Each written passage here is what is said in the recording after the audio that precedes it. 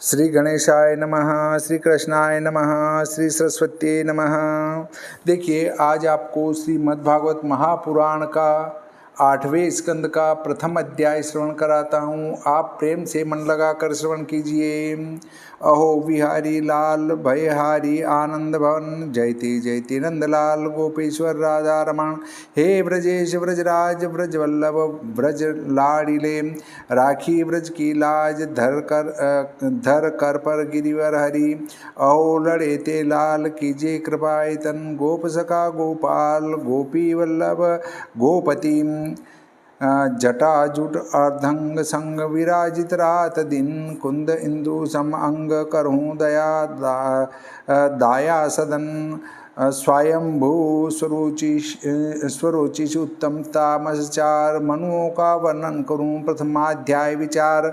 महाराज परीक्षित योगीश्वर श्री सुखदेव जी से पूछने लगे कि हे भगवान, स्वयंभू मनु के वंश का वृत्तांत तो हमने विस्तार सहित सुना। इस मनवंतर में ही मनु की कन्याओं में विश्व के रचने वाले मरीचि आदि पुत्र पौत्रादि रूप से उत्पन्न हुए थे।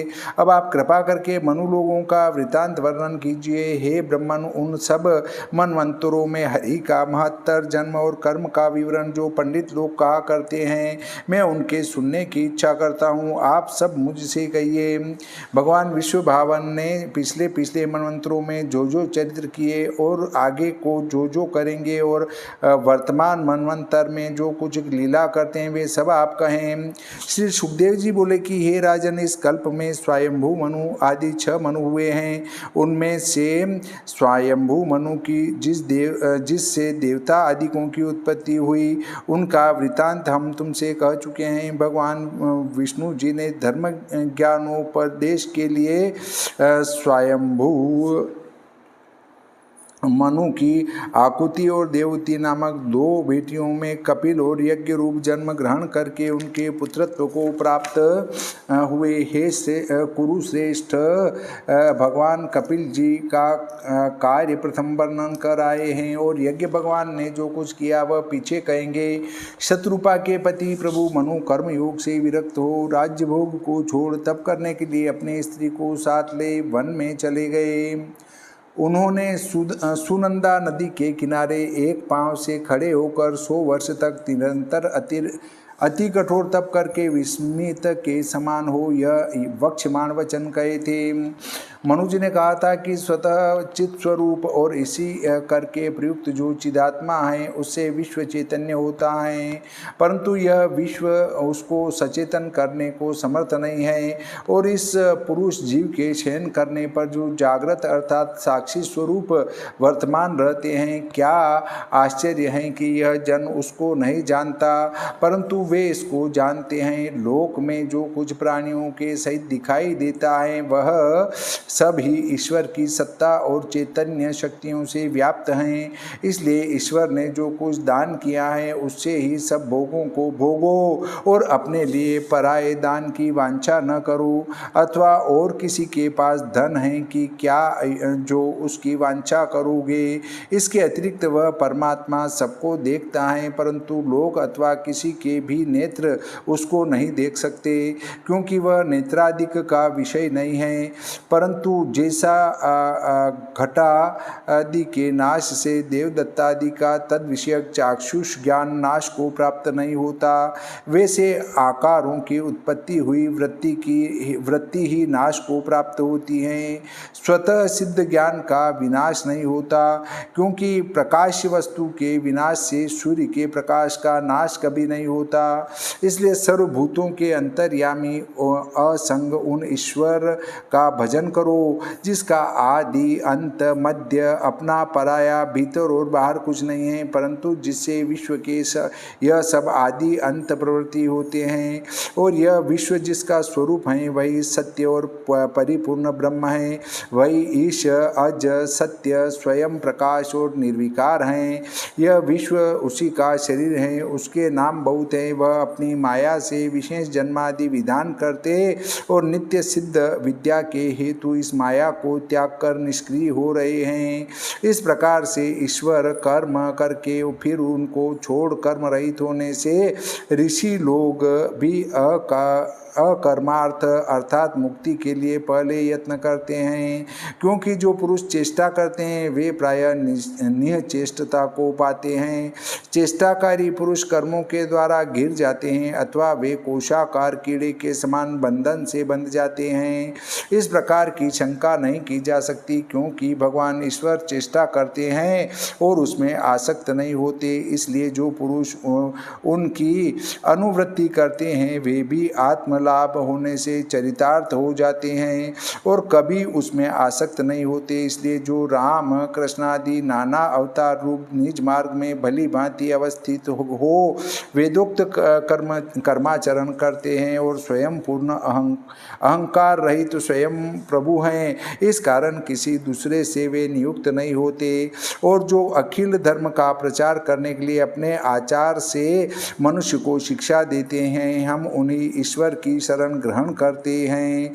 श्री सुखदेव जी बोले कि हे राजन, शतरूपा के पति यज्ञ में समाधि लगाकर उपनिषद के मंत्र उच्चारण करते थे और असुर और राक्षसगण उनको देखकर अवश्य के समान समझ भूख लगने से उनको खाने को दौड़े। वह यज्ञ स्वयं सर्वगत हरि और उन असुर और राक्षसों का ऐसा कर्म जानते ही अपने पुत्र याम नामक देवताओं के साथ उस दैत्य को मारकर आप स्वयं इंद्र होकर स्वर्ग का पालन करने लगे। हे राजन, अग्नि का पुत्र स्वरोचिष दूसरा मनु हुआ, उसके द्युतिमत सुषेण और रोचिष्मान आदि पुत्र हुए। इस मनवंतर में रोचन नामक इंद्र और तुषितादिक देवता हुए और ऊर्जस्तंभादि ब्रह्मादि सप्तऋषि हुए। इस मनवंतर में वेदशिरा ऋषि के तुषिता नाम जो पत्नी थी उसके गर्भ में इस ऋषि के विभु नाम से विख्यात भगवान उत्पन्न हुए। इन विभु का चरित्र कहते हैं, तुम सुनो। जब इन विभु ने कुमार ब्रह्मचारी व्रत ग्रहण किया तब 88,000 व्रतधारी मुनियों ने उनके निकट व्रत की शिक्षा पाई। प्रियव्रत का पुत्र तीसरा उत्तम नाम मनु हुआ, उसके पुत्र पवन, सृंजय और यज्ञहोत्रादि हुए। इस मनवंतर में वशिष्ठ जी के पुत्र प्रमदादि सप्तऋषि हुए। सत्य, देवश्रुत और भद्र ये देवता हुए और सत्यजीत इंद्र हुए। और इसी मनवंतर में धर्म की सुनरता नामक भार्या से भगवान पुरुषोत्तम सत्यव्रत गणों के साथ उत्पन्न हो सत्य सेन के नाम से विख्यात हुए। उन्हीं सत्य सेन ने इंद्र के मित्र होकर झूठ बोलने वाले दुष्शील असत यक्ष राक्षस और भूतद्रोही प्राणियों को मार डाला। तीसरे मनु उत्तम के भ्राता तामस नामक चौथे मनु हुए। उनके पृथु, ख्याति, नरकेतु आदि 10 पुत्र हुए। इस मनवंतर में सत्य क हरि और वीर नामक देवगण व त्रिशिख नाम इंद्र और ज्योतिर्धाम आदि सप्तऋषि हुए। हे राजन, तामस मनवंतर में